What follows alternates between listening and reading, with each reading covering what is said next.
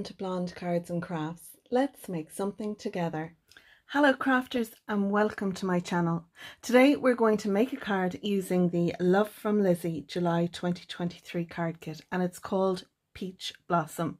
I'll leave a link down below. If you haven't seen what comes in the kit, you might be interested to watch that first.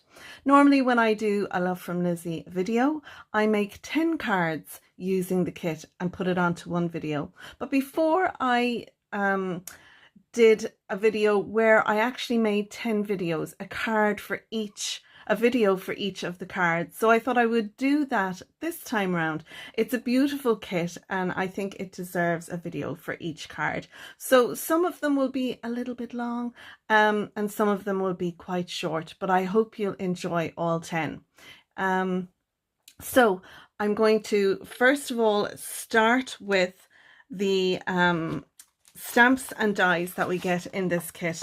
Now when we get them, they're on this packaging in a plastic sleeve, and this is what I do with mine. I stick them down onto 300 GSM cardstock. I add some magnetic sheet for the dies. You can see that here. I've actually got a longer magnetic sheet on the backer sheet that Lizi gives us, but these will be the stamps and dies I'm using throughout my videos.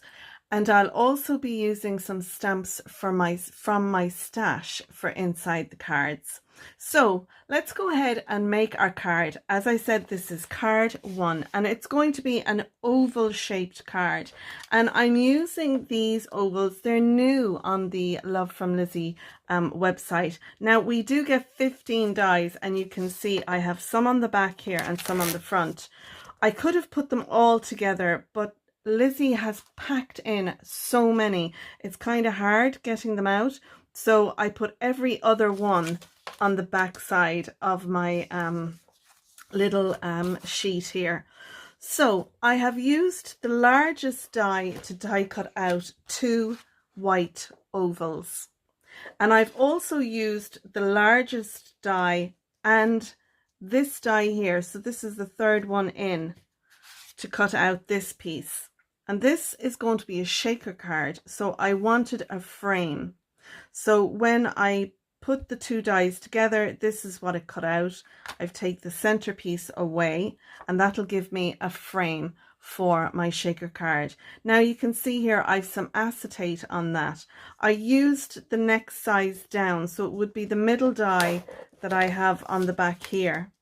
I used that die to die cut out my acetate, and we got the acetate in the kit, and I stuck that to the back of my frame using some double-sided red liner tape. Onto that then I added some foam tape, and I have these thin strips of foam tape that I got on Amazon about 2 years ago. And what I did was I took off 4 strips and then stuck another 4 onto the back of them, so they stuck together like so, and that gave me a doubled up width of foam tape, which is what I have here. Now Lizi put in some foam tape into our kit. This is the foam tape and I have been using it, but it's just too wide for my little frame. Now what you can do is take off a piece like this, as long or as short as you want, and then if you double it over on itself like so and then press down like so, you can then take a scissors. Let me grab mine. You can cut it off, and remember this can be as long or as short as you want, and then what you can do is you can go along and cut into it, and because you've doubled it over like this, you can cut it as thick or as thin as you want. And because the backing paper is still on both sides, it doesn't get your scissors all muckied up from doing it that way. So you could do this if you wanted with that roll of foam tape that we got from Lizi, but I just thought I'd use what I have in my stash and keep this for other projects. So you can see there, this one then will it ends up much thicker. You can see here it is a little bit thicker, than the foam I've used, but that would work perfectly now for your shaker card if you're making a shaker card and using the foam that came in the kit. So I hope that's a useful little tip for you. Okay, so now the die that we use, the second die in, this die that we used to cut our acetate, I also use that to cut this, a piece of pattern paper. So our pattern paper is 6 by 6 and this is die cut out from it. So that's going to be the piece behind our lovely frame, like so. And then I have taken from the ephemera that we got this piece. Now this didn't have anything stamped on it, but what I did was I took one of the sentiments that came on the stamp set. You can see it there, best wishes, and I stamped that in using some black VersaFine Clair Nocturne ink. So I have my sentiment ready. I also have one of the ephemera pieces and one of the lovely little mason jars. I'm going to stick this onto the frame and then I'm going to put some foam tape behind these and raise it up a little bit. I'll put my best wishes on here, and then I have two little hearts. One is going to go on the front of our shaker card. The other one will go inside our card. So let's have a look at how we're going to actually make our card. So I have my two ovals here, and what I've done is I've lined them up together. I actually put this one on the bottom and this on top. So once you see, you could pop them on there and find out that they're off. So make sure you put your two ovals together and that they're nicely lined up. And when they're lined up like that, pop them into your scoreboard. Now make sure that it's not kind of twisted like that or twisted like that, because you want to make sure you put a score line on these so that they're straight. So you can see here, I have put a score line up here at 1/2 inch, and then I've put another little score line here, just it's at the it's just more than 5 1/4. It's at 5 3/8 of a score line. If we don't put that score line on there and cut this piece off, then it'll mean that our card is going to rock, and I don't want it to do that. So I want it to sit flat.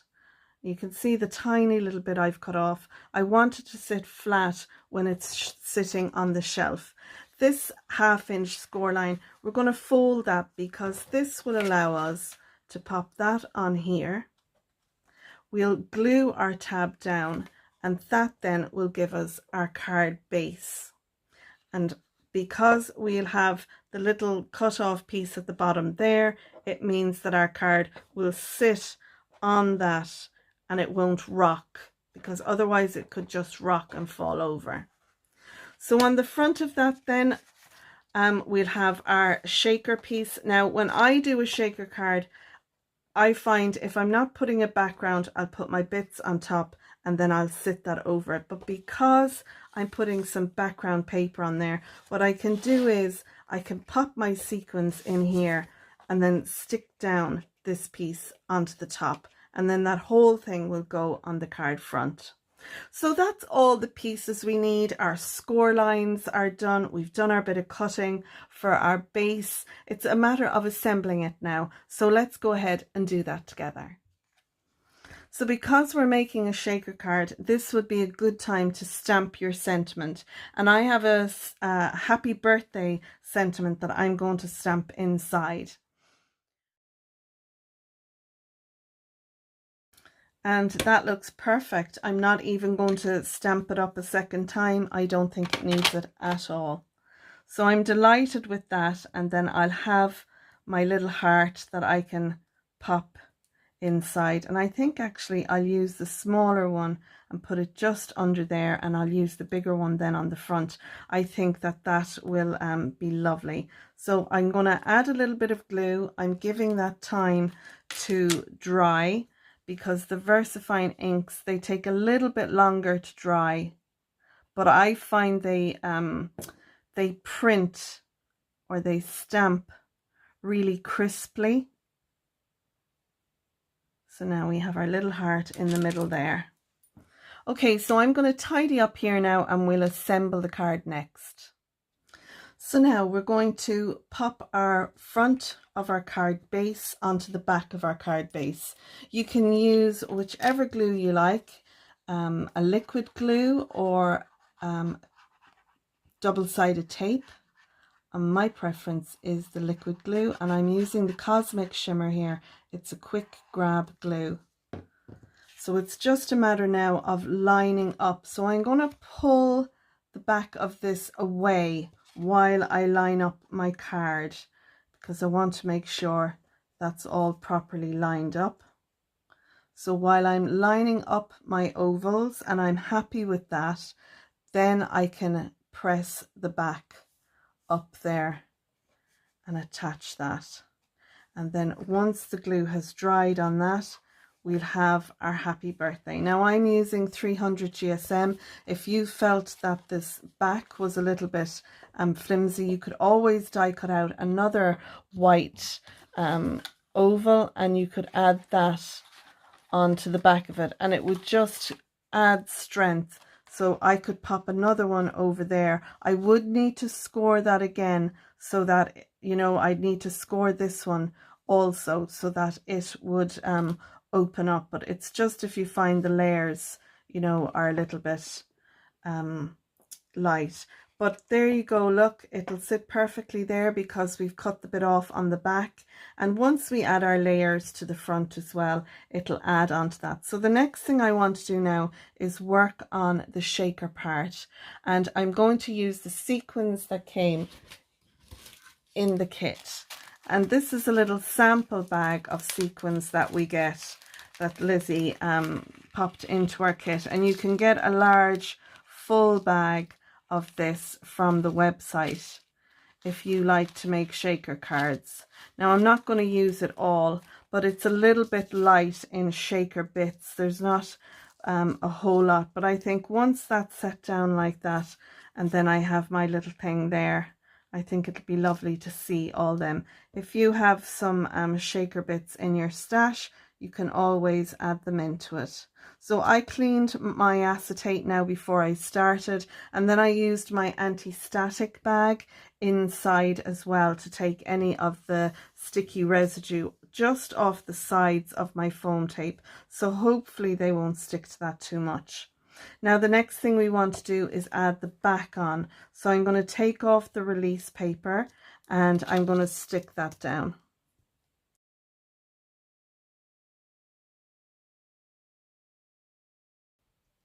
I'm going to add just a little bit of liquid glue along the top here, and that's just to give me a little bit of wiggle room when I put my pattern paper down on top of it.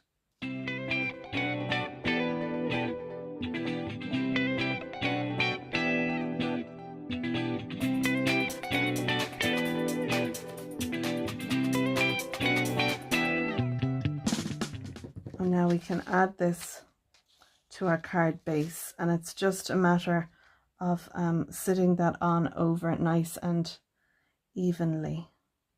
So again, I need to line up my ovals, add a bit of pressure down onto that, and the collal glue takes a little bit longer to dry, but that's okay.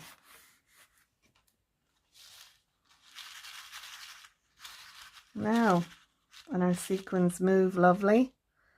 It's just a matter now of adding on our mason jar and our flowers. So I'm going to glue this down, and you can, because we have acetate, it's always good to use a double-sided tape when you're attaching that into place. So I'm going to add a little bit of double-sided tape to the back of my mason jar. Use some foam to stick down our flowers. So I'm going to have it set like so. And remember, when you're putting it in your envelope, if you have the flowers over too much, it won't fit in. So be aware of where you're putting, you know, your floral piece. So I'm just deciding where I like that. I think I liked it like this. So yeah, that will sit down there like so. And I think I'll just add a little bit of liquid glue there. I'll add that down there, a bit of pressure. And now I can put some foam behind my flowers, and I'll use the Love from Lizi foam that came in our kit, and I'll just add a couple of squares, a couple of pieces of this dotted around.